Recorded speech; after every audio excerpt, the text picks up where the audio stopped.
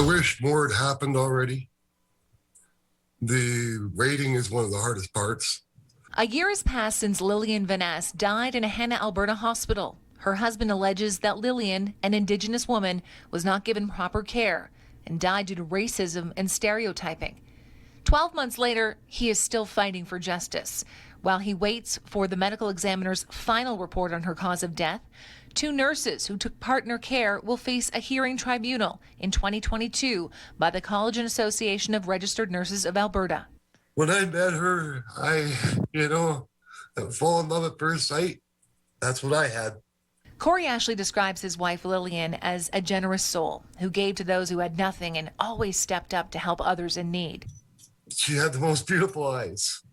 And to me, the eyes are the windows to the soul. And she had this beautiful, amazing smile. On Christmas morning, Lillian wasn't feeling well and slept more than usual. Later that night, she had trouble breathing. Her issues, she was just complete red-faced, white lip, dripping sweat, saying she's cold, but yet she was hot to the touch. Paramedics ushered her to the hospital in Hanna, Alberta, where Corey says his wife was refused oxygen despite her inability to breathe well. I asked why my wife had no oxygen on when she's in here because she's got restricted breathing.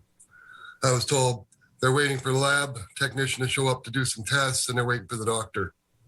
I was like, you don't need them to know a person needs oxygen.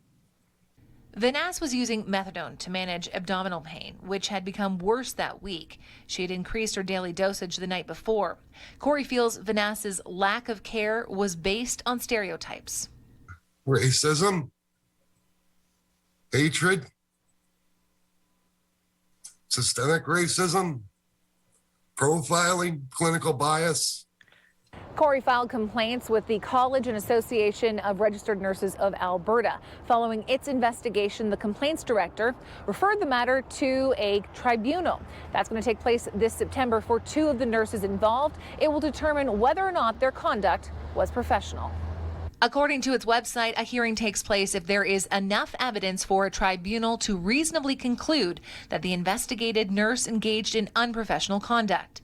Meantime, the College of Physicians and Surgeons is also investigating Corey's complaints. One of my biggest complaints was this is all biased because every single investigator is white. And my wife was Indigenous.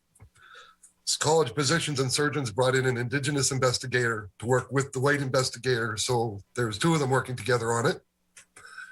They've compiled every bit of evidence I've given, the cases, coronas, PPIC. They're putting it all together. They got a couple interviews left. Once they're done those interviews, the entire case gets wrapped up and given to another Indigenous independent doctor.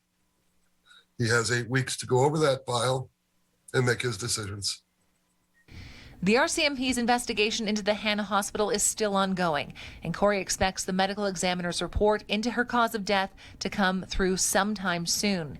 In the meantime, Corey has to get through his first Christmas alone without his wife Lillian. And what is getting him through is a desire to see change in the system. And I need to survive this to get justice for my wife. In Calgary, Tara Overholt, City News.